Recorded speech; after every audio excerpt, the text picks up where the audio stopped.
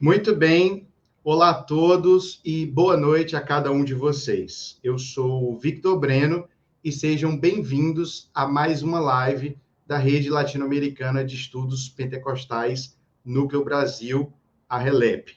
E antes de qualquer coisa, eu quero aqui rapidamente apresentar a RELEP àqueles que eventualmente ainda não a conhecem e lembrar aqueles que já sabem quem nós somos dos recursos e dos materiais produzidos e disponibilizados pela nossa rede. Só para recordar, a RELEP, a Rede Latino-Americana de Estudos Pentecostais, é uma instância continental de produção e difusão de pesquisas sobre os pentecostalismos observados na América Latina. A RELEP surgiu em 1998, no México, e no Brasil surgiu no ano de 2012.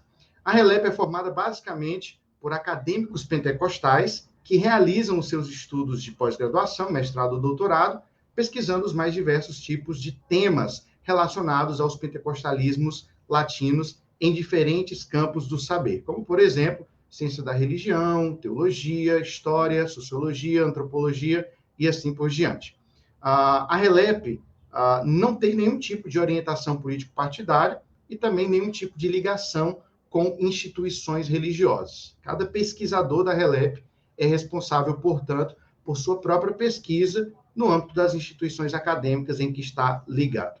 Atualmente, a RELEP é coordenada, a RELEP Núcleo Brasil, ela é coordenada pelo professor doutor Davi Meschiati. Eu quero deixar aí para vocês, agora, na tela, o site da RELEP, para que vocês possam acessar, aqueles que estão assistindo ao vivo e aqueles que estarão assistindo posteriormente essa live gravada, tá bom? Para poderem conhecer mais acerca da história da RELEP, conhecerem mais dos nossos eventos, livros, recursos e outras coisas que estão lá disponíveis a vocês.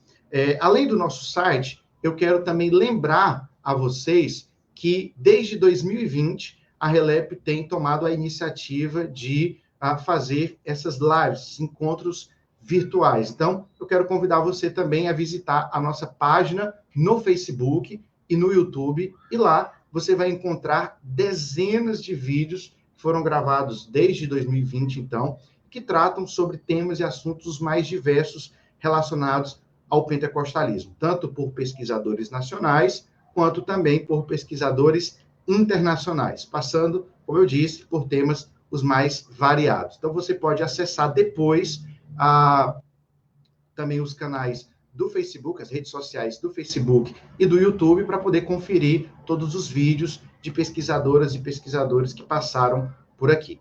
E eu quero, inicialmente, dizer, então, a partir de agora, que essa live que nós estamos fazendo hoje, ela inaugura formalmente as atividades da nossa rede em 2023. E eu quero começar informando, né, que em 2023 a RELEP vai estar trabalhando, portanto, as suas lives em formato de ciclos semestrais. Então, nós estamos iniciando hoje o ciclo do primeiro semestre de 2023, e para 2023 a gente vai trabalhar as lives basicamente a partir de três abordagens específicas. Primeiro, a gente vai ter lives de lançamento de livros de pesquisadores que escreveram e que têm produzido sobre o pentecostalismo. Segundo, a gente vai propor um espaço para que novos pesquisadores em âmbito de mestrado e doutorado possam compartilhar suas pesquisas, suas novas pesquisas sobre os pentecostalismos no Brasil e na América Latina. E também nós vamos ter, em terceiro lugar, um momento de mesa redonda virtual para a gente poder discutir temas e assuntos igualmente relacionados aos pentecostalismos brasileiros e latino-americanos. E nessa primeira live de 2023, nos dá a alegria e a honra de estar conosco o professor doutor Rafael Gama, que recentemente publicou esse trabalho pela editora Diaconia, chamado A Praga do Pará, Origens e Crescimento do Pentecostalismo Assembleiano. E nós convidamos, então, o professor doutor Rafael Gama para compartilhar um pouco para a gente a respeito do processo de elaboração dessa pesquisa e para expor a nós o conteúdo da sua do seu trabalho, da sua pesquisa, de uma forma geral. Antes de qualquer coisa, eu quero já aqui fazer o agradecimento ao Rafael pela disponibilidade de estar conosco e fazer a apresentação formal dele para que vocês possam conhecê-lo melhor. Tudo bem? Então, o nosso convidado de hoje, professor doutor Rafael Gama, é doutor em História pela Pontifícia Universidade Católica de São Paulo. Ele é mestre em História também pela PUC São Paulo e graduado em História pela Escola Superior Madre Celeste.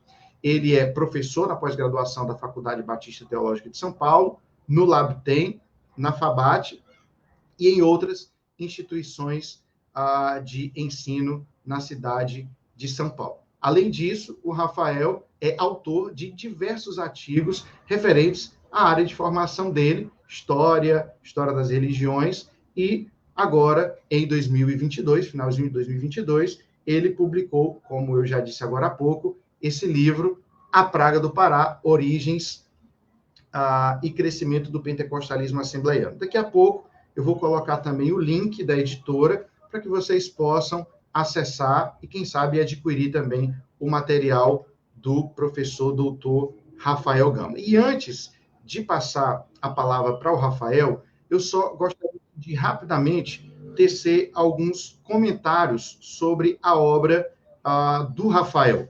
Né? Eu tive a oportunidade de ler boa parte do livro, agora para a preparação dessa live, para essa ocasião. Eu quero destacar aqui para um bate-bola inicial da nossa conversa, destacar que nesse livro o Rafael vai oferecer para a gente uma contribuição muito especial para a historiografia do pentecostalismo brasileiro, do pentecostalismo assembleiano, e por que não dizer também, de alguma maneira, para a história das religiões no país, uma vez que os evangélicos pentecostais são praticamente o segundo maior grupo religioso do Brasil. O trabalho do Rafael, A Praga do Pará, ele vem se somar, então, a vários outros trabalhos de historiografia, sejam trabalhos de historiografia interna da própria denominação da Assembleia de Deus, como os trabalhos do Emílio Conde, Joane de Oliveira, Israel de Araújo, Silas Daniel, entre outros, como também da historiografia acadêmica, produzida por historiadores ou pesquisadores de outras áreas, por Freston, Leônidas do Campos, Gideon, Maxwell, Marina Correia, Moab César, entre tantos outros. E na leitura do texto, para mim, esse trabalho tem o grande destaque, tem dois aspectos de grande destaque que eu quero pontuar para a gente começar a nossa conversa. Primeiro, eu quero destacar aqui a questão dos usos das fontes que o Rafael faz para reconstruir uma narrativa histórica das origens assembleianas em sua gênese no solo brasileiro. As fontes são tomadas, então, como uma base ou referência para justamente pensar essa reconstrução da narrativa histórica do assembleianismo no país. E a segunda grande contribuição, a meu ver, desse trabalho do Rafael é justamente abordar essa história a partir do aspecto duplo do diálogo e do conflito que as Assembleias de Deus estabeleceram no seu contexto religioso, social e cultural. E esses diálogos e conflitos, eles se manifestam, de um lado, apresentando tanto as disputas e embates da implantação e do desenvolvimento do assembleianismo, como também indicando, né, um processo de reordenação do campo religioso com a chegada, né, de novos atores e dinâmicas. Então, para poder falar sobre isso, para poder falar sobre as origens e o desenvolvimento do pentecostalismo assembleiano na sua gênese no Brasil, nós recebemos, então, agora formalmente, o professor doutor Rafael Gama. Novamente, seja muito bem-vindo, Rafael. E eu quero, para começar esse momento, fazer uma pergunta, e dessa pergunta você fica à vontade para poder desdobrar os seus argumentos e fala. Rafael, seja muito bem-vindo, muito bom ter você aqui com a gente, na Relep. E eu quero começar, Rafael, pedindo que você compartilhasse um pouco com a gente a respeito da sua trajetória de pesquisa a respeito desse tema. Como é que esse assunto surgiu para você como uma problemática de pesquisa ao longo da sua carreira acadêmica? Bom, primeiramente, quero agradecer muito a você, Vitor, e ao Relep pelo convite de estar aqui, divulgando o livro, divulgando sua pesquisa, dialogando um pouco sobre o pentecostalismo, em especial esse tema de pesquisa, que é a origem, seu desenvolvimento, seu crescimento. Então, eu agradeço demais por essa oportunidade. Falando um pouco da minha trajetória de pesquisa, como que eu cheguei até aqui, né? Como que eu cheguei até esse livro aqui, foi uma trajetória bem interessante. Eu iniciei ela no meu projeto de doutorado. No meu projeto de doutorado, eu iniciei essa pesquisa onde eu não queria trabalhar o pentecostalismo. Eu queria trabalhar o que depois se tornou meu doutorado, o conflito entre católicos e protestantes no Brasil República, na região norte. Então, peguei a região norte como recorte e trabalhei como que católicos e protestantes eles conflitavam entre si no início do período republicano. Por que esse período? Esse período aí que vai de 1889 até 1981, eu peguei até 41, na verdade, e durante esse período, o que tem de inovador no país, que afeta as religiões como um todo, é a questão da laicidade do Estado. O Estado, até o período monárquico, até o período da monarquia, ele era um Estado com uma religião oficial, que era a religião católica, o catolicismo era a religião oficial do Estado, e a partir de 89, na verdade, a partir de 1891, o Estado ele é oficialmente laico, juridicamente laico. Agora, ele não tem mais uma religião oficial, e a partir daí, todas as outras religiosidades, colocando mais aspas nisso que eu vou falar agora, elas agora têm liberdade de culto.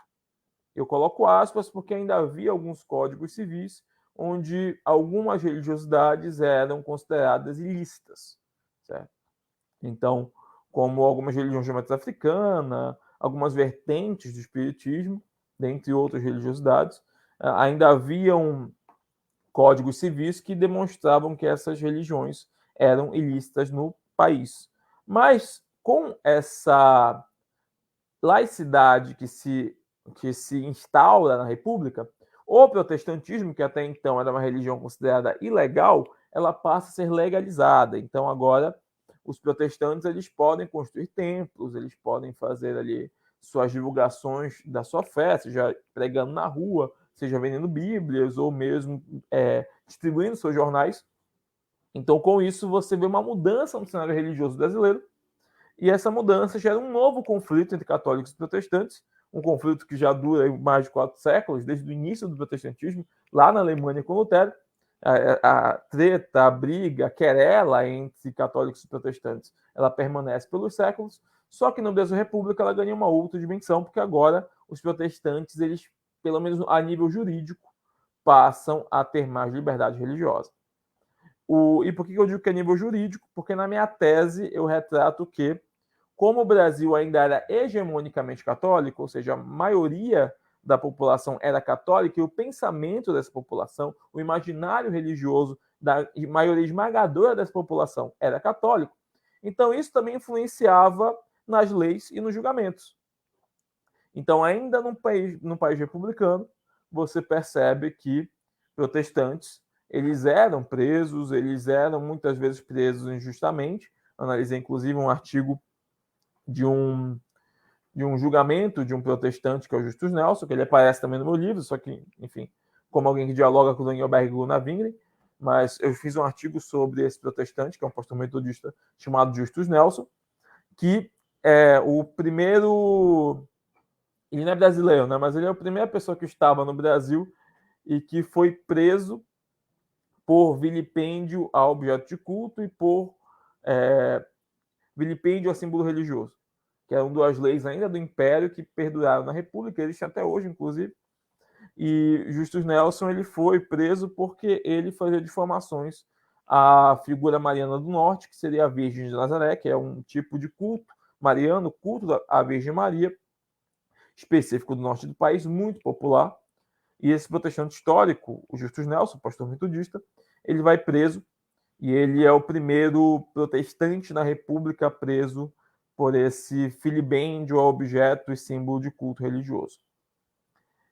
E ele foi denunciado não pela igreja, mas pelo promotor local, o que mostra que se as próprias autoridades de Estado elas acabam possuindo em suas perspectivas de fé um catolicismo ainda muito fervoroso, em muitos momentos isso acaba respingando para as suas decisões jurídicas. Então, mais uma vez, a questão que a gente trabalha com hegemonia é muito comum quando a gente usa esse conceito de hegemonia, trabalhar essa questão, onde se você tem um pensamento majoritário, hegemônico em uma população, independente do que está na letra da lei, muitas vezes os juízes, os promotores, os agentes de Estado, eles vão basear suas ações políticas e jurídicas pelo pensamento majoritário em vez da letra da lei. Inclusive, isso acontecia inclusive, isso acontecia, era muito comum de acontecer nos Estados Unidos de maioria protestante. Então, é muito comum que nos Estados Unidos, de maioria protestante, com a hegemonia protestante que havia no século XIX e XX, você vê juízes tomando decisões baseadas muito mais na sua religiosidade protestante do que necessariamente na letra da lei, ou até mesmo a lei, quando ela é posta, ela é muito baseada na religiosidade protestante, a ponto de que acaba sendo um pensamento hegemônico que chega a dialogar ou chega a atingir o próprio corpo jurídico daquele país.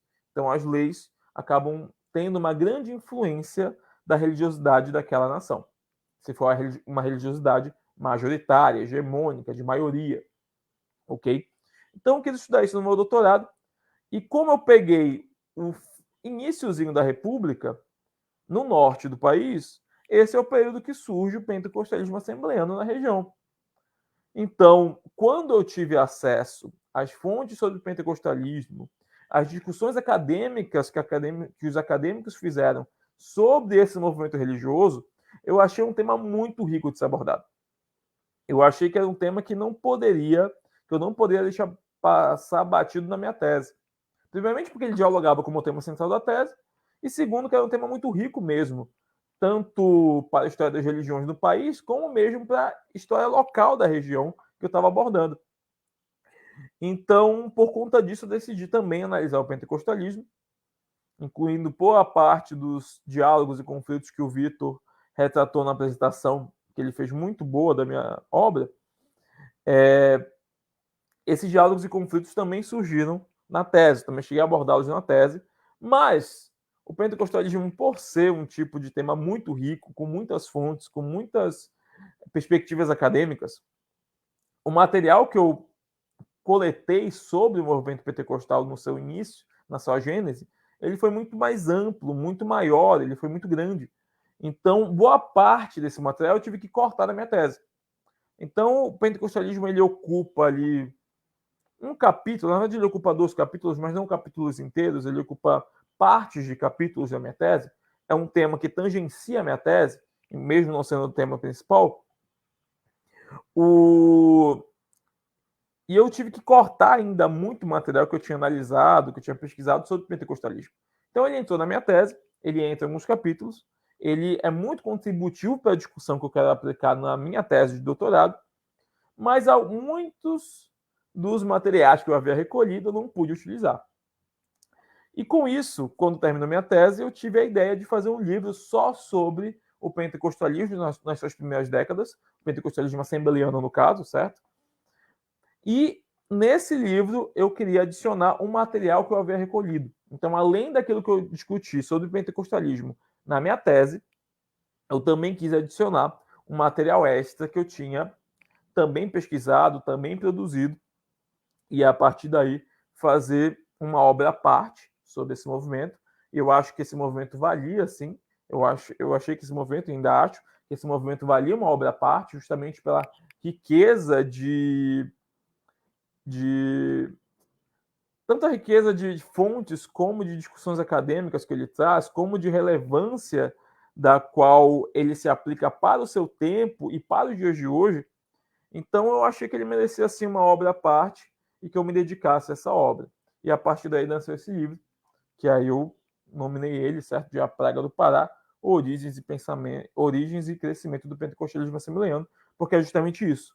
Nessa obra eu vou trabalhar as 2 primeiras décadas do pentecostalismo assembleano, então eu faço um recorte temporal que vai do ano de 1911 a 1931, e nesse recorte eu retrato como que o movimento pentecostal ele surge no Brasil, no caso o movimento pentecostal assembleano, como ele surge no Brasil e como ele cresce E algo que eu aproveitei muito, não só do meu doutorado, mas do que eu pesquiso da minha região desde aí dos meus 19 anos, aí já vai mais de 15 anos de pesquisa, como que o pentecostalismo assembleano, quando ele chega nessa região, como que ele dialoga com a região da qual ele chega, ou seja, como é que ele dialoga com a região norte e como que esse diálogo com a região norte faz com que esse movimento pentecostal cresça. Então, é necessário, eu percebi que era muito necessário entender a região norte, entender Belém do Pará, para conseguir entender como que esse movimento pentecostal se origina e se desenvolve. Em especial, seu desenvolvimento. E aí foi uma coisa que eu sentia falta nas pesquisas acadêmicas que eu fazia, é de esse aprofundamento dos estudos da região norte do país para poder entender como que o movimento pentecostal chega e se desenvolve. Porque é uma característica muito significativa do movimento pentecostal, quando ele chega e tenta dialogar com aquela cultura nortista ali, com aquela religiosidade, que eu posso falar mais para frente, como foi esse diálogo, assim como os conflitos que o movimento pentecostal também teve.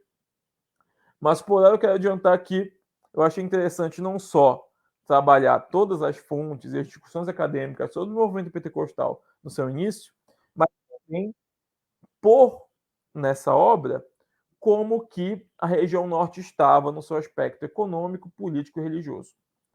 E assim entender como que esse movimento pentecostal que chega, esse movimento pentecostal que se torna, durante os próximos 100 anos do seu desenvolvimento, aquele movimento que vai dar origem à maior denominação evangélica do país, que é a Assembleia de Deus, e vai ser a vertente pentecostal que mais vai crescer no país por mais de 100 anos, e, consequentemente, também o movimento acatólico, o movimento não católico, que mais cresceu em toda a história do país enquanto nação. Então, minha trajetória foi basicamente essa, Vitor. Bacana, Rafael. Muito bacana ouvir essa sua reconstrução metodológica, né, de como é que o tema e o assunto surgiu para você na sua pesquisa, na sua tese de doutorado, como é que ela se transformou depois em um livro agora, né, especificamente voltado à historiografia do pentecostalismo assembleiano. E aí, deixa eu, me encaminhando aqui na tua obra, Rafael, fazer uma outra questão, certo? No capítulo 1 e 2, você já até comentou a respeito disso, você faz um tipo de contextualização, né, religiosa, cultural, social, né, de Belém do Pará, ali na transição do século XIX e início do século XX, para poder situar, né, o momento de surgimento, da gênese do pentecostalismo assembleiano. E aí, lá no capítulo de número 3, você vai, então, trabalhar propriamente a questão da história, do surgimento do pentecostalismo no plano global e, particularmente, da chegada das Assembleias de Deus no Brasil em 1911. Conta um pouco melhor para a gente a respeito dessa origem, desse desenvolvimento do pentecostalismo, por favor. Vamos lá. O movimento pentecostal ele surge nos Estados Unidos, ele surge do que eu retrato e discuto aqui no livro, de um fenômeno de reação a uma modernidade muito racionalizada que estava acontecendo não só nos Estados Unidos, mas no decorrer do Ocidente, com relação aos grandes centros urbanos. Então vamos lá, vamos esmiuçar um pouco melhor isso. É uma coisa que ocorre desde o século XVI no Ocidente, tá? Quando as cidades crescem, você tem aquela migração da Baixa Idade Média, quando os camponeses saem dos feudos e vão para as grandes cidades da Europa. Nas grandes cidades, eles têm aquele vislumbre, porque, olha, eu não preciso mais ser aquele camponês que vai o tempo inteiro, a vida inteira, trabalhar na terra. Agora eu posso ser um comerciante, eu posso ser um burguês. Então agora eu posso enriquecer e chegar a uma fortuna quase equivalente à do senhor feudal, se eu trabalhar muito. Então, aí que começa a surgir os primeiros pensamentos do Estado burguês. Desde esse período, outra característica também que ocorre muito nas cidades, desde o século XVI, e vai perdurando no decorrer dos séculos, é esse pensamento racionalizado que essas cidades vão adquirindo, onde eles vão questionando um pensamento religioso, um pensamento teológico de explicação do mundo e da realidade que o cerca. Então, em um estado mais aburguesado, eles vão querer um tipo de pensamento, um tipo de ciência onde lhes ensine a viver neste mundo e como lidar com a realidade do mundo a partir daqueles elementos que os meus 5 sentidos conseguem perceber. O pensamento teológico não me dá isso. O pensamento teológico me coloca em uma perspectiva mais celestial, onde os meus 5 sentidos não conseguem captar este mundo celestial. Então, a partir do século XVI, eu invisto num pensamento que a gente chama de pensamento mais antropocêntrico, certo? Antropo-homem, centrismo, centro, onde você tem o estudo do homem, ou o estudo da humanidade, ou o estudo da natureza, certo? Como entender a natureza a partir de informações mais mecânicas, como é que a natureza funciona, tirando o elemento divino e o elemento de um Deus que intervém na humanidade e na natureza. Então, é explicar o homem por si mesmo e como é que o homem consegue se virar. E como é que o homem, a partir dele, consegue entender, o homem que eu falo no caso do ser humano, como o ser humano ele consegue entender o mundo que o cerca, a realidade que o cerca, a partir do que os seus 5 sentidos captam, para que ele consiga prosperar neste mundo. Então, a ideia do mundo do porvir, a ideia do reino celestial, esse reino aí que a gente não consegue ver e captar com os 5 sentidos, ele vai sendo desprezado nas grandes cidades. E esse mundo material, vou até citar aqui Agostinho, que falava na Idade Média, a cidade dos homens, esse mundo, esses reinos que os meus 5 sentidos captam, essa natureza que eu consigo ver, ouvir, sentir, esse homem, esse outro ser humano que eu consigo também ver, sentir, interagir, ele se torna aquele objeto de estudo do qual eu valorizo muito mais. Então, nas grandes cidades se manteve essa tendência de explicar o homem e a natureza e esquecer um pouco o pensamento teológico, deixar o pensamento teológico numa perspectiva mais periférica de ordenamento, de importância de conhecimento. E a partir daí você vai perceber essa crescente, século XVI, XVII, XVIII, XIX, e no século XIX você vai ter um outro abalo dessa perspectiva teológica no Ocidente com as obras de Charles Darwin. Então, no século XIX, você vai ter a obra... O Charles Darwin vem de uma vertente científica que a gente chama de naturalismo, que é uma vertente que tem desde o século XVIII, ela se populariza no século XIX, e Charles Darwin ele procura criar teorias, muitas já discutidas entre os naturalistas, mas ele vai esmiuçar essas teorias com relação à origem da vida, não só humana, mas da vida das várias espécies, como é que se origina. É uma discussão que já havia no meio científico, mas era uma discussão marginalizada. Charles Darwin, com o livro A Origem das Espécies, ele vai tentar explicar uma forma não religiosa de origem de todas as espécies de seres viventes e não viventes, no caso, não, espécies só viventes, desculpa, de todas as espécies viventes que há no mundo. Mas o livro que mais abala a comunidade científica e o pensamento teológico vigente no Ocidente é o livro A Descendência Humana, porque aí ele vai querer explicar a origem da humanidade de uma visão naturalista, de uma visão não teológica. Então, origens da humanidade, como Adão e Eva, e toda aquela religião, toda aquela forma que a religiosidade judaico-cristã sempre retratou da origem da humanidade por toda a Idade Média, ela vai ser muito questionada, e pela Idade Moderna também, ela vai ser muito questionada por essas teorias darwinistas. E essas teorias darwinistas vão se espalhar pela academia. Inclusive, vão se espalhar pela própria academia teológica. Muitos teólogos eles vão absorver essas teorias e outras teorias mais racionalizadas de explicação do mundo. Várias outras teorias das quais eu valorizo muito mais aquilo que eu estou vendo, o que os meus 5 sentidos captam, do que necessariamente elementos dos quais são de origem não material, sobrenatural ou teológica, certo? Então, esse pensamento mais racionalizado, que estava numa crescente em séculos, no século XIX, com o aumento gritante da urbanização com a segunda revolução industrial, esse pensamento racionalizado cresce muito. ele se desenvolve muito, ele se espalha muito entre as pessoas, porque as pessoas estavam indo para as cidades também, porque elas estavam atrás do crescimento econômico e das tecnologias que estavam nos centros urbanos, trazidas pela segunda Revolução Industrial. Então, com isso, você vai ter o pensamento, um tipo de pensamento teológico, onde coloca ali a questão divina no centro do conhecimento e retrata uma forma de explicar a realidade, onde envolve não só o mundo natural, que os meus 5 sentidos conseguem ver, mas também esse mundo sobrenatural, esse mundo do porvir, e esse Deus invisível que intervém. Esse pensamento ficou em xeque e isso gerou reações das lideranças religiosas e de civis que também tinham esse pensamento, que não era só racional, mas também era um pensamento teológico muito enraizado na sua perspectiva de mundo. Então, com isso, você vai ter alguns movimentos religiosos que vão ser uma reação a essa modernidade, a esse racionalismo urbano, certo? Então, os revivals foram muito comuns de ocorrer nos séculos XIX. Então, esses movimentos mais avivalistas, certo?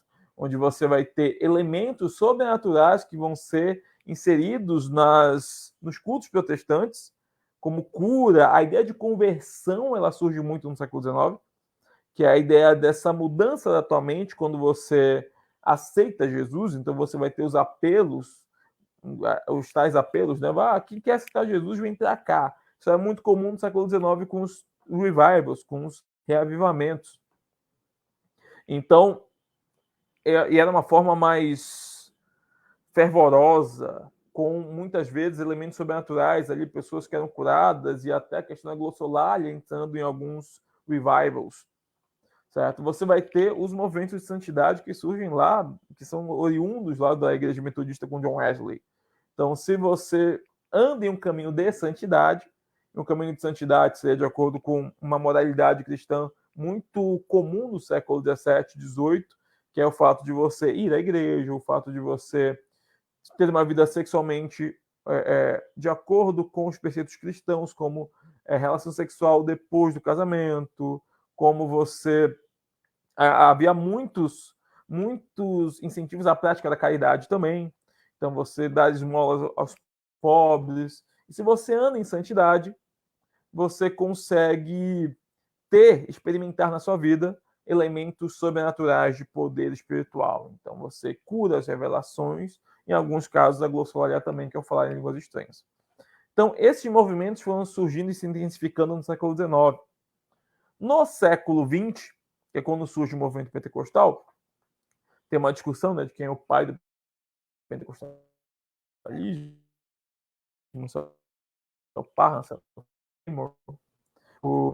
como eu falei que eu sei do livro, eu coloco o Parham, e eu coloco Charles Parham, que foi fundador da Bethel Bible College, como aquele que...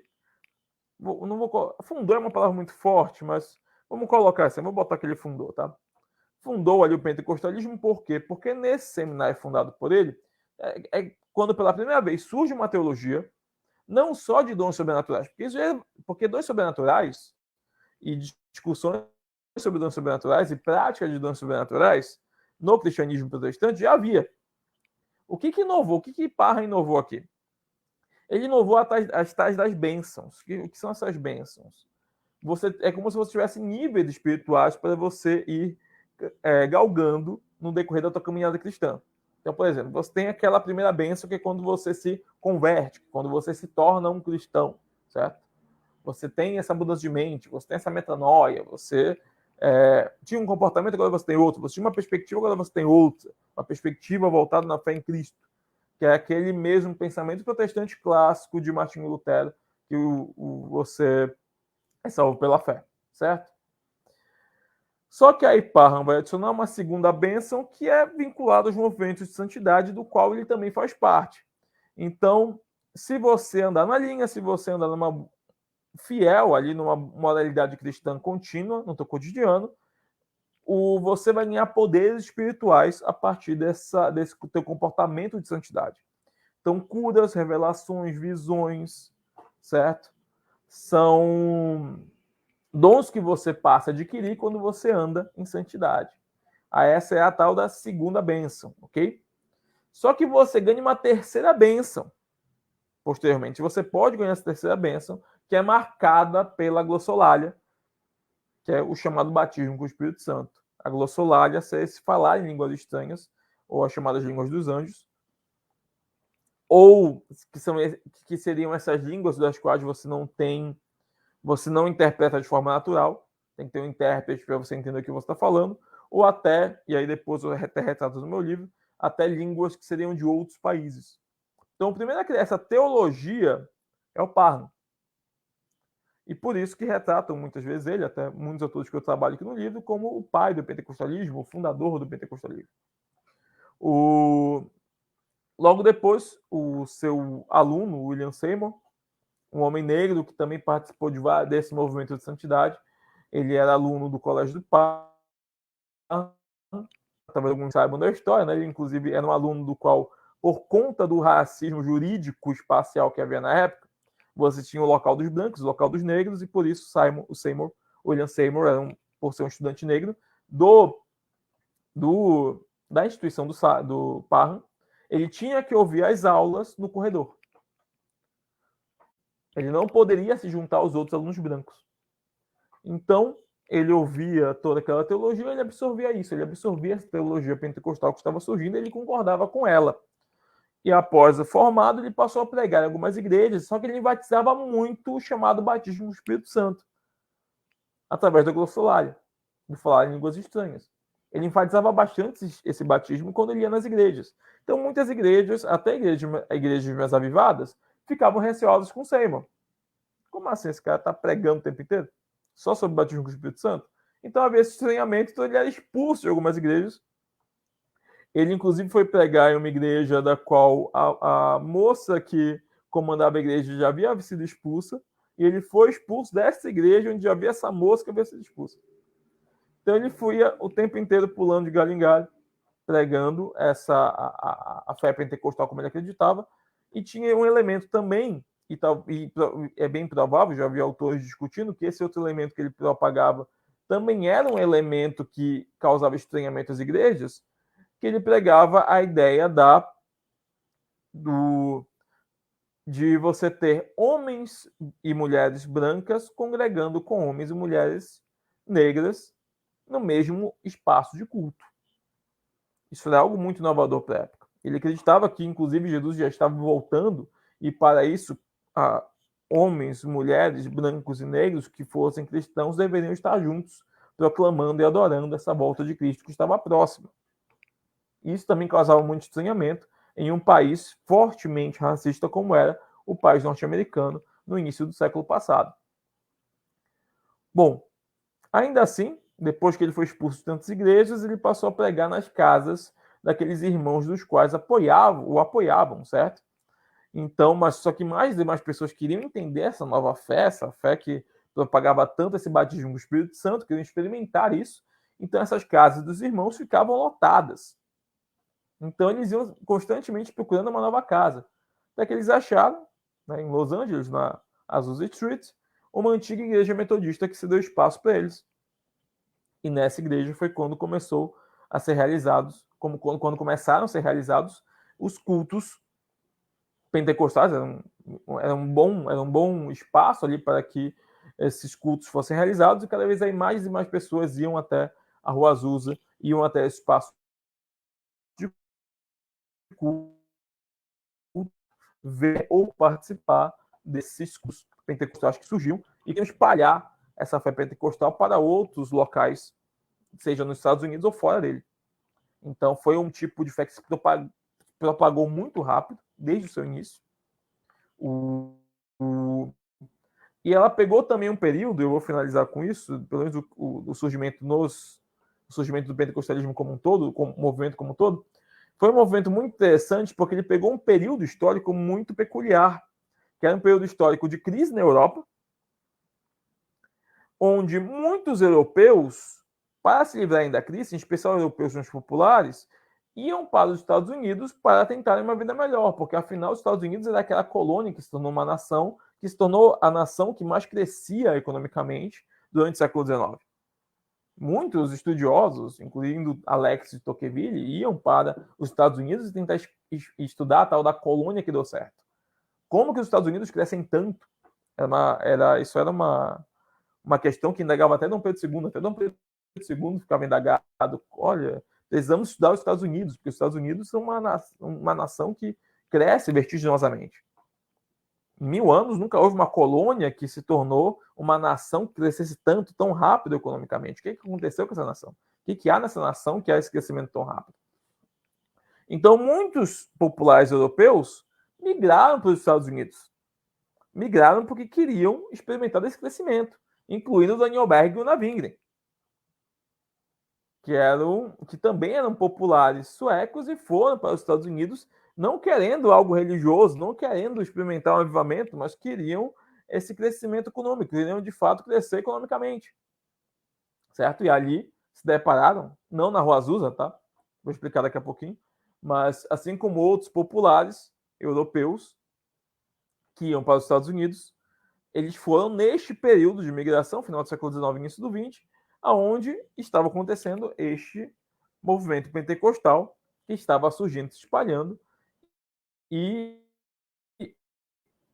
conseguiu ali captar tanto norte-americanos quanto os populares europeus dos mais diferentes países que estavam lá nesse processo de migração. Então foi um timing muito bom. Foi um período que foi essencial também para que o pentecostalismo crescesse, certo? Então o pentecostalismo, no geral, ele surge aí. O Daniel Berg e o Navingren, muitos acham que foi lá na Rua Azusa, que os dois falaram com o Seymour pessoalmente, mas isso nunca aconteceu, pelo menos até onde a gente tem registro, tá?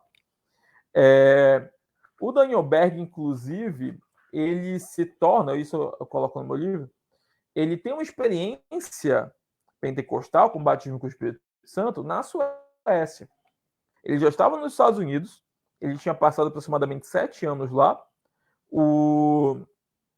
ele volta para a Suécia por um período curto de tempo. Quando ele volta, há um pregador na Suécia que era pentecostal, que era amigo dele de infância, e esse pregador apresenta para ele a fé pentecostal e o incentiva a ter essa experiência da glossolária, pelo menos é o que ele conta, certo? E a partir daí, com esse amigo na Suécia, ele tem essa experiência. E aí ele volta para os Estados Unidos com nessa volta já pentecostalizado, digamos assim, já volta inserido no movimento pentecostal. O Gunnar Wingren era, assim como o Daniel Berg, o Gunnar Wingren também era batista, e ele se torna ali pentecostal em um seminário em 1909, em uma conferência, né, que é a Conferência de Chicago, que é uma das primeiras conferências pentecostais que surgem, porque eu acabei não datando, né, mas o Azusa e o avivamento ocorre em 1905 e cresce tão rápido que você já vai ter pequenas conferências surgindo. A de 1909 era uma, que ela surge, a Conferência de Chicago surge ali, e Gunnar Wingren frequentando essa conferência, ali ele tem sua primeira experiência pentecostal. E são conferências como essas que ele se encontra, inclusive, com o Gunnar Wingren, com o Gunnar Engelberg, e aí eles juntos decidem caminhar juntos e propagar a fé pentecostal ali onde Deus os mandar, certo? De acordo com seus relatos. E aí, de acordo também com os seus relatos, eles estão em uma reunião de oração, onde há um outro irmão pentecostal, que é o Adolfo Udini, e ali esse Adolfo Udini, ele profetiza de que há essa região chamada Pará, que eles deveriam ir para lá. Eles procuram no mapa e aí encontram essa região no Brasil. Daí eles vêm, certo? Essa é a versão deles, certo? Então você vai ter o próprio Gideon, vai retratar que, na verdade, eles provavelmente, inclusive, já conheciam outro pastor sueco, que seria o Justus Nelson, que eu citei logo na minha apresentação da minha trajetória de pesquisa. Então, então há diversas versões sobre a sua vinda aqui, mas como foi perguntado a origem, eu não vou esmiuçar todas as versões das quais eu encontrei. Mas eles vêm para cá, e aqui no Pará é quando eles passam a iniciar esse processo de expansão da fé pentecostal. Eu falo aqui no Pará, mas eu estou em São Paulo, tá, gente? É que eu acabo, como eu sou naturalmente paraense, é força do hábito. E aí, já para dar uma adiantada, Talvez aqui alguns slides eu consiga passar e ilustrar melhor. Aqui. Não sei se vocês conseguem ver. Aqui. Eles chegam aqui e eles vão ter que lidar com um catolicismo muito fervoroso, certo? Um catolicismo hegemônico. Eles vão ter que lidar com a maioria da população católica e um catolicismo, como falei, bem fervoroso, com um catolicismo com aquela devoção mariana à Virgem de Nazaré, que é um tipo de crença que até hoje é muito forte no Pará, é forte desde aquele período. Aí vocês estão vendo uma imagem mais recente da Virgem de Nazaré, que é essa figura da Mariana, essa figura da Virgem Maria, muito devotada pelos paraenses. Então, é esse catolicismo que eles vão encontrar. Um catolicismo que era experiencialista, ou seja, ele era muito baseado na experiência oral das pessoas, então você tinha aquela velhinha católica que ia lá e contava para o neto quando ela foi curada, quando o neto foi curado, por uma reza a um santo, ou reza a Nossa Senhora, a Virgem de Nazaré, certo? Havia também todo aquele processo todo aquele sincretismo com religiões indígenas. Então você vai ter o papel da curandeira, o do curandeiro, que são aqueles pajés que usam muitas vezes elementos da religiosidade indígena e elementos da religiosidade católica, rezam para esses vários santos, ou, no caso, seriam os encantados dos indígenas, e eles rezam para que aquele fiel seja curado. Então, a ideia da cura pelo santo, pela Virgem de Nazaré ou pelo encantado era muito comum no catolicismo local. E o Danielberg e o Gunavringen vão ter que lidar com isso. Fora que o Danielberg e o Gunavringen, de início, eles têm uma aparente vantagem, que eles têm suecos que estão ali ocupando aquela região. O Eurico Nelson, que é um pastor sueco, de origem batista, ele estava ele também fez essa migração Suécia, Estados Unidos, depois Pará. Ele ajudava muito ali o Raimundo Nobre, que era o pastor oficial dos batistas no Pará, em Belém do Pará. Só que ele também ele era considerado, ele era chamado de apóstolo da Amazônia, porque ele ia com seu barco e evangelizar as comunidades ribeirinhas. E foi alguém que ficou muito empolgado quando viu 2 suecos chegando, certo, na cidade. Você vai ter o Justus Nelson, que eu falei para vocês, que é outro pastor sueco, também fez essa migração, Suécia, Estados Unidos e Pará, só que como missionário, ele foi por uma agência missionária, assim como o Eurico Nelson. E de fato, o Danielberg, inclusive, relata que, de fato, ele já tinha ouvido falar do Justus Nelson antes de ir para o Pará. Então, a tese de que o Danielberg e o Gunavringen já conheciam o Justus Nelson, ela é muito válida pelos próprios relatos dos pioneiros. E ele escreveu um jornal, não sei se colocou aqui, acho que eu não acabei não colocando, um jornal chamado Apologista Cristão Brasileiro, o Justus Nelson no caso, onde esse jornal circulava muito pela cidade. Inclusive, foi esse jornal que fez com que Danielberg e Gunavringen achassem o jornal para que eles fossem atrás do Justus Nelson e o Justus Nelson os levassem ao Eurico Nelson e os apresentassem à Igreja Batista. Certo? Na Igreja Batista, o Danielberg e o Gunavringen trabalharam como missionários ali. Eles ficaram em uma área dos fundos da igreja, que eles chamavam de quarto corredor, porque era um quarto muito estreito, e eles faziam ali reuniões de oração, sempre com o objetivo também de propagar a fé pentecostal. Eles sempre falavam, olha, aquelas experiências de Atos, elas podem ser realizadas hoje em dia. Se você orar, você pode falar em outras línguas. Isso começava a ser propagado nessas reuniões de oração. Quando a liderança batista local ficou sabendo, se escandalizou muito com isso, e não vou entrar em muitos detalhes, mas eu até coloquei quase na íntegra a carta que o pastor local fez ao Jornal Batista. Eles não conseguiram convencer Danielberg e Gunavringen a largarem a fé pentecostal. Então, com isso, os dois foram, não só os dois, mas outros 17 membros da Igreja Batista que haviam aderido à fé pentecostal, eles também foram expulsos da Igreja Batista do Pará, e a partir daí fundaram seu próprio movimento, que começou a ser Missão de Fé Apostólica, o nome do movimento, e depois mudou para a Assembleia de Deus, depois de 9 anos. Então, esse é o início, essa é a origem desse movimento pentecostal. Então, esse movimento pentecostal vai ter que lidar com essa dinâmica social que há no norte do país, vai ter que lidar com esses diferentes movimentos religiosos que muitos deles entram em conflito com o movimento pentecostal, que eu posso até falar mais para frente, dar mais detalhes do conflito, mas a origem dele é muito essa, a origem dele do movimento no mundo e no Brasil, ela se dá por aí, por essa narrativa que eu acabei de retratar aqui.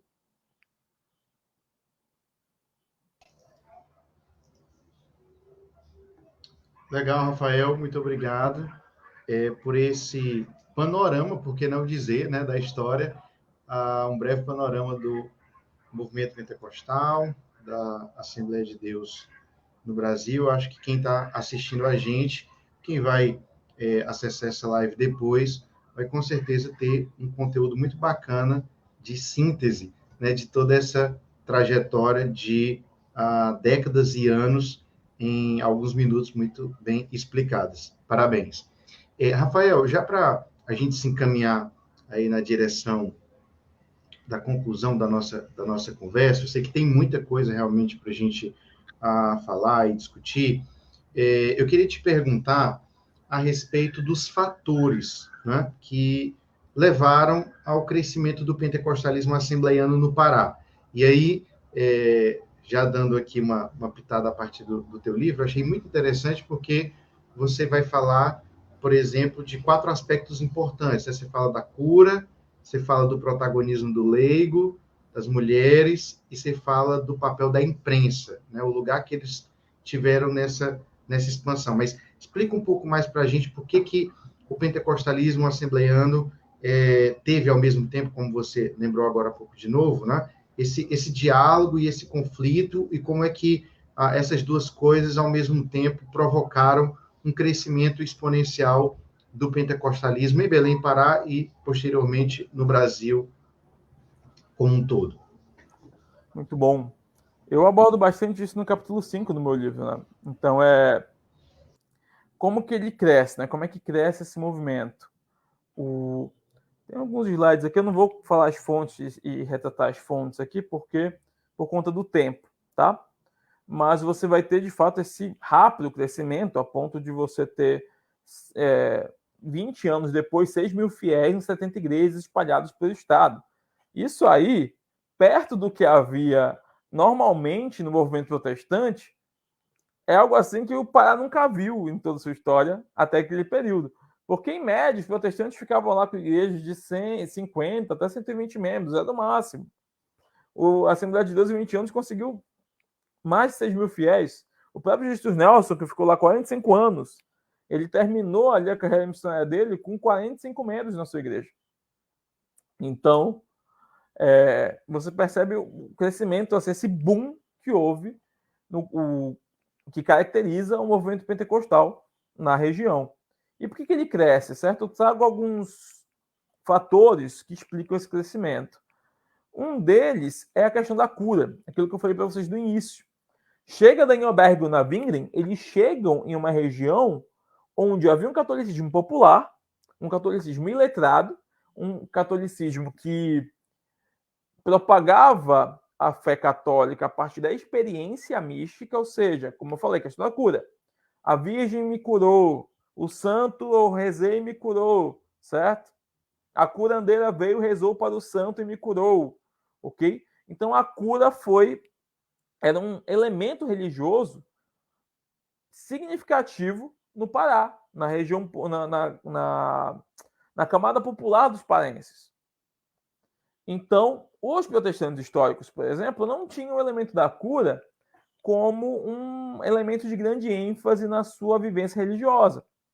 A ideia do protestante histórico você tem que ler a Bíblia, seguir o que está ali, e a partir daí você se torna um bom protestante. Mas como que você vai fazer isso? Como é que você vai propagar uma fé protestante letrada em um tipo de cenário social, como era o do Brasil na época, onde 70% da população era iletrada, era analfabeta. Então, o protestantismo tinha essa dificuldade, porque como é que o iletrado chega e vai ler a Bíblia, se ele não consegue nem ler uma folha de papel simples? Não havia um estudo, não haviam colégios ali para todas as pessoas, essa universalidade da educação, como hoje a gente encontra. Então, é muito difícil para o protestante propagar sua fé. O pentecostal, quando ele vem para o norte, ele traz consigo também uma fé experiencialista e mística. E eu retrato bastante no livro que você vai perceber uma ênfase muito grande deles na cura. Então, mais do que falar em línguas estranhas, eu percebi que o elemento da cura era muito recorrente no discurso religioso dos pentecostais. Então, pega uma fonte como essa aqui, vou ler só 2 palavras, só 4 frases, tá? A obra de Deus continuou, e sua palavra continuou a ser confirmada cada dia com milagres e maravilhas. Um irmão foi curado de uma enfermidade muito grave na perna. Um irmão foi curado de uma doença considerada incurável nos lábios. Um outro irmão que sentiu uma dor de cabeça há 10 anos também foi alcançado pela cura. Então você vai ter homem paralítico que estava moribundo, mas não podia falar, foi curado. Então você vai ter uma cura constante, um discurso religioso da cura constante que vai dialogar com a fé, experiência e mística católica do catolicismo popular da região. Então, aquele católico paraense popular, ele vai para a pentecostal e vai ver, putz, tem uma narrativa parecida com a que eu já vivo. Então, é como se o pentecostalismo falasse a linguagem popular do paraense, a linguagem popular religiosa do paraense. Então, a questão da cura foi essencial, e essa ênfase da cura foi essencial para que esse católico religioso, leigo, popular, paraense, conseguisse entender essa nova religiosidade, conseguisse absorver essa nova religiosidade, porque tem um elemento religioso que ele já conhece, que já faz parte da sua vivência, do seu cotidiano. Então, a cura foi um elemento, um fator primordial para isso. E aí você vai ter, já ainda falando do leigo, né? Já ainda falando popular, a forma como o movimento pentecostal empodera o leigo.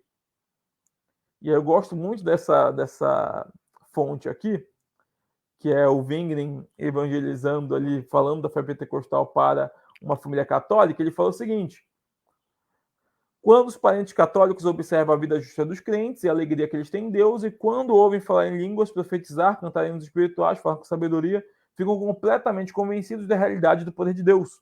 Quando, por exemplo, ouvem seus próprios parentes falar em novos idiomas, apesar de muitos deles serem analfabetos, reconhecem que tudo isso vem de Deus. Então, os leigos, quando olham para essas experiências sobrenaturais, para esse discurso sobrenatural que o pentecostalismo traz, eles conseguem ser inseridos nessa fé. A experiência sobrenatural realizada pentecostal faz com que esse leigo popular possa fazer parte dessa fé. Então, se fosse um protestantismo histórico, ele não poderia. Porque não é a oralização, não é a experiência mística que faz com que você seja um bom protestante, mas a leitura da Bíblia. Aqui não. Aqui o leigo consegue entrar nesse movimento religioso. Se ele tiver uma experiência mística, ou até que não, basta ele crer. Então, os iletrados, eles conseguem ter um espaço nesse movimento religioso. Isso é uma coisa que nunca aconteceu com o protestantismo histórico daquele período. Embora houvesse populares, mas eram minoritários, certo? E aí você vai ter nessa questão do leigo, você vai ver vários leigos que conseguem entrar no movimento e, melhor, conseguem participar ativamente do movimento. Não é só entrar. Porque entrar, o católico também estava lá dentro do catolicismo. Mas eles participam ativamente. Eles lideram igrejas. Então você vai ter um lavrador que recebe a revelação de Deus para ir para o Nordeste. E aí você também tem aquele sacerdócio universal que o Weber fala, que o protestantismo traz. Aqui o pentecostalismo consegue praticar esse sacerdócio. Porque se você é um popular que não conseguia nem ler, se você é um lavrador que era analfabeto, que era iletrado, você não conseguia ser um padre católico e nem um pastor protestante. Mas você pode, como pentecostal, mesmo sendo iletrado, ir até o Nordeste e fundar uma igreja lá. Você pode ir para os vários estados falar de Jesus, certo? E assim são vários outros exemplos que eu retrato no livro, certo? De lavradores, de seringueiros, ok? Em especial porque no Pará também havia essa migração de nordestinos ao norte por conta da economia da borracha.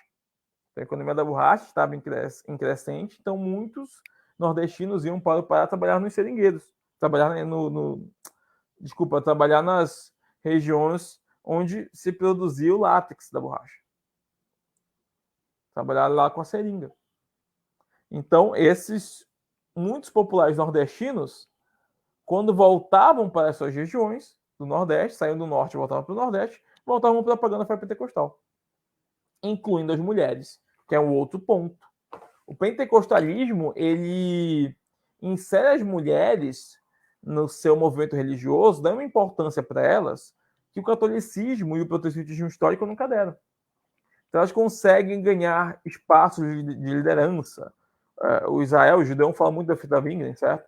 Muitos antes, o Emílio Conde falava muito da Celina de Albuquerque, que são essas mulheres que estão sendo expostas aí no slide. Mas eu confesso que eu gosto muito de trabalhar com a mulher popular, que a gente percebe nas narrativas pentecostais. Com a Maria de Nazaré, com as irmãs que saem do Pará e vão até o Nordeste, e ali elas fundam igrejas de até 30 e 60 membros. Então, essa mulher popular, ela consegue ter agora um espaço de liderança religiosa. É um tipo de espaço que você não vai perceber presente na história do cristianismo do país. De uma forma tão clara, tão dinâmica e tão explícita como você vai perceber no movimento pentecostal. As mulheres podem fundar igrejas, ou podem usar o seu espaço, sua casa, para ali fazer dali uma igreja, certo? Então isso era um espaço religioso, era um espaço até de poder que era dado para a mulher, que você não vai perceber nas outras religiosidades cristãs. Então eu acho muito, especialmente a mulher popular e letrada. Especialmente a mulher popular e letrada, certo? Para quem lê o livro, eu recomendo muito, eu não vou poder ler essa tese, essa fonte aqui toda, mas eu recomendo muito, que eu vou até fechar aqui com ela, essa fonte que eu coloquei na íntegra do meu livro, que é essa senhora idosa enferma, que Daniel Berg vai lá e visita. Porque esse relato dessa senhora idosa enferma, ele pega os aspectos principais que eu retratei para o crescimento do pentecostalismo. Porque eu vou contando a história aqui, eu não vou ler a fonte é bem grande, mas é uma mulher popular, enferma, que o Daniel Berg fala que é uma mulher marcada ali por muito trabalho de sol a sol. Daniel Berg chega na casa dessa mulher, essa mulher está enferma, as pessoas estão rezando aos vários santos, seus parentes estão rezando aos santos e a Maria. E nessas rezas, elas rezavam fervorosamente, mas a mulher não ficava curada. A mulher não era curada. E o Daniel Berg, ele já era conhecido na cidade, então ele passou a ser expulso de muitas casas, mas nessa casa a mulher estava tão desesperada que deixou ele entrar. E aí o Daniel Berg fala para ela o seguinte: olha, você está rezando para os santos, eles te deram algum tipo de felicidade, de alegria? E ela fala: olha, meu marido falecido deixou aí, para mim eu lembro do meu marido, eu fico feliz quando eu vejo essas imagens. E aí ele fala: bom, essas rezas para Maria, elas estão dando certo? E aí falaram, inclusive tem uma fala que ele retrata: olha, parece que não. Parece que até então é como se ela chega até como se ela tivesse me abandonado. E aí Daniel Berg fala para ela orar diretamente para Jesus.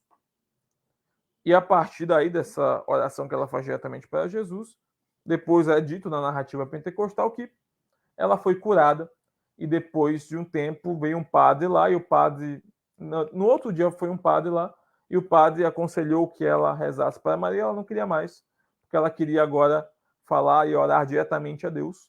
E essa mulher, pelo relato, ela foi curada e, além de ser curada, ela abriu uma igreja na casa dela. E por que eu estou falando isso, tá? Vamos agora analisar esse discurso aqui. Eu não vou analisar a veracidade da coisa, tá? Se ela foi curada, se não foi, não é meu papel analisar isso. Eu quero analisar a narrativa religiosa. Na narrativa religiosa, olha o que Daniel Berg faz com essa mulher. Ele não só entrega para ela um tipo de fé da qual a cura, que é um tipo de fé efetiva, mas ele empodera essa mulher para que essa mulher não precise de nenhum intercessor para falar com Deus e receber dele elementos sobrenaturais, sinais, milagres e elementos sobrenaturais da sua fé. Então, se o catolicismo, que também tinha uma narrativa religiosa que invocava a experiência sobrenatural e mística da cura, mas para essa experiência sobrenatural ocorrer, esse leigo deveria falar com o padre, falar com o sacerdote, rezar para um santo. Então tinha sempre esse fator intercessório do leigo fiel para alguém falar com Deus. O pentecostalismo ele traz esse elemento que vem do protestantismo, certo? Que é de você poder falar diretamente com Deus, mas ele vai além. Você pode falar diretamente com Deus e ter experiências sobrenaturais aqui neste mundo e ter também uma função religiosa e social. Você pode abrir sua própria igreja. Você leigo, popular e letrado, você que é mulher, pode ter uma igreja funcionando na tua casa e você ter um papel de liderança nela. Isso é muito significativo, isso é muito inovador. Isso fez com que o movimento pentecostal, esses e outros elementos, fizessem com que o movimento pentecostal explodisse no norte do país. E isso eu trabalho no meu livro, eu trabalho várias dessas fontes. Então, para quem se interessar, essas fontes estão lá na íntegra. Eu não tive tempo de analisá-las aqui de forma pormenorizada, mas elas estão todas no livro e eu as analisando em texto nesse livro aqui que eu publiquei, certo?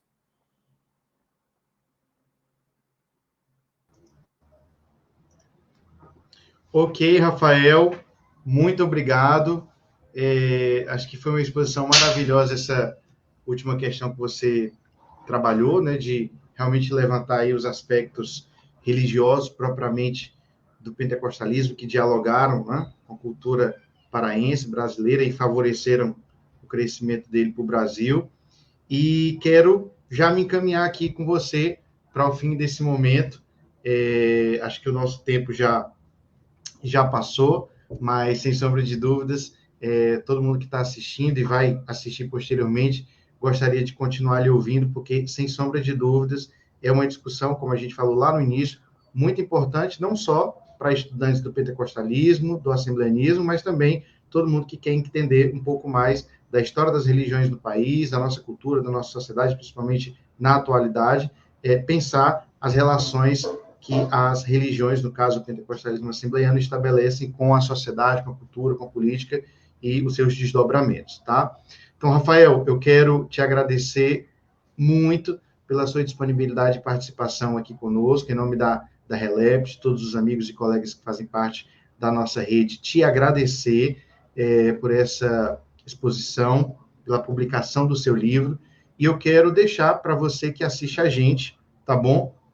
Novamente, mais uma vez aqui, o link da Editora Recriar, onde você pode adquirir o livro do professor doutor Rafael Gama, tá bom? Nós vamos deixar depois aqui no Facebook e lá no YouTube, quando a gente subir depois esse vídeo para o YouTube, o link também, tá bom? Da Editora Recriar, para que você possa estar adquirindo essa obra, tá bom? Rafael, seus agradecimentos finais, meu amigo, por favor. Bom, agradeço muito a Relep, agradeço a você, Vitor, pela oportunidade de estar aqui trabalhando, conversando, dialogando sobre a minha pesquisa. É um prazer estar aqui, pode ter certeza que assim que você chamar em outras oportunidades, caso queiram, estarei aqui disponível para dialogarmos juntos desses e de outros temas. Então, agradeço demais a oportunidade e espero aí que quem aí está nos ouvindo, nos assistindo, seja agora ou posteriormente, se quiser, estiver mais interessado, seja no livro ou mesmo outras questões sobre pentecostalismo ou questões sobre religiosidade, história das religiões no Brasil, das quais eu tenho conhecimento, pode entrar em contato comigo que a gente dialoga, a gente conversa, a gente te ajuda no que for possível, tá bom? Ok. Obrigado, Rafael, mais uma vez. Eu quero aqui também agradecer a todos os nossos colaboradores, pesquisadores que estiveram participando aqui conosco dessa live, o pessoal que vai assistir depois o vídeo gravado. Muito obrigado pela participação, pela audiência de vocês. E lembrando que a RELEP vai continuar ao longo agora desse primeiro semestre de 2023 com as suas lives. Fique atenta às nossas redes sociais, Facebook, Instagram, segue a gente, curte as nossas coisas e fica ligado que logo em breve nós estaremos divulgando mais informações sobre as próximas lives, os próximos eventos e atividades da nossa rede latino-americana de estudos pentecostais. Tudo bem? Muito obrigado, gente. Boa noite a todos e até uma próxima. Boa noite.